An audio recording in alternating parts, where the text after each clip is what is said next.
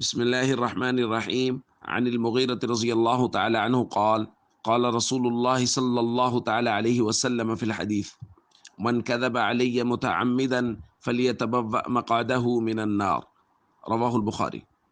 نبی کریم صلی اللہ علیہ وسلم نے ایک حدیث میں ارشاد فرمایا، جو شخص مجھ پر جان بوجھ کر جھوٹ بولے اس کو چاہیے کہ وہ اپنا ٹھکانہ جہنم میں بنا لے۔ دوستو، ہم پچھلے کچھ دنوں سے جھوٹ کی مذمت بیان کر رہے ہیں کہ شریعت کی نظر میں جھوٹ بولنا کس قدر ناپسندیدہ ہے۔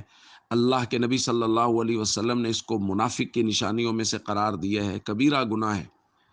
اور جھوٹوں میں سے سب سے بدترین جھوٹ وہ ہے جو نبی کریم صلی اللہ علیہ وسلم پر بولا جائے، کہ یہ کہا جائے کہ حضور علیہ الصلاۃ والسلام نے یہ فرمایا، یا حضور علیہ الصلاۃ والسلام نے یہ عمل کیا۔ یہ حضور پر جھوٹ ہے۔ اگر حضور نے ایسا نہیں کیا یا ایسا نہیں فرمایا تو یہ نبی کریم صلی اللہ علیہ وسلم پر جھوٹ ہے، اور یہ سب سے بدترین جھوٹ ہے، کیونکہ خود حضور علیہ الصلاۃ والسلام نے اسی حدیث کے شروع میں ارشاد فرمایا، ان کذبا علی لیس کذب علی احد، مجھ پر جھوٹ بولنا عام بندے پر جھوٹ بولنے جیسا نہیں ہے۔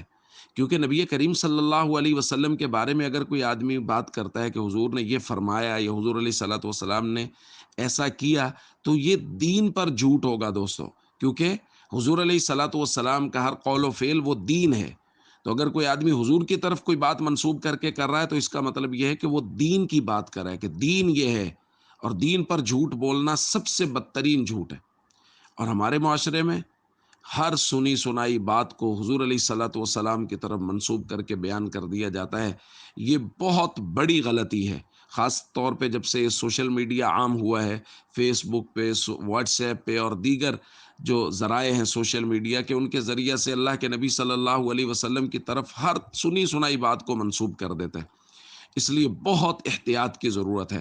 جو بات آپ تک پہنچے پہلے اس کی تحقیق کیجئے، کیا واقعی نبی کریم صلی اللہ علیہ وسلم کے یہ فرمان ہے؟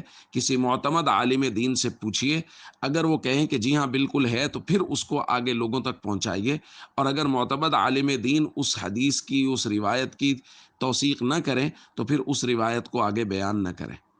السلام علیکم ورحمۃ اللہ وبرکاتہ۔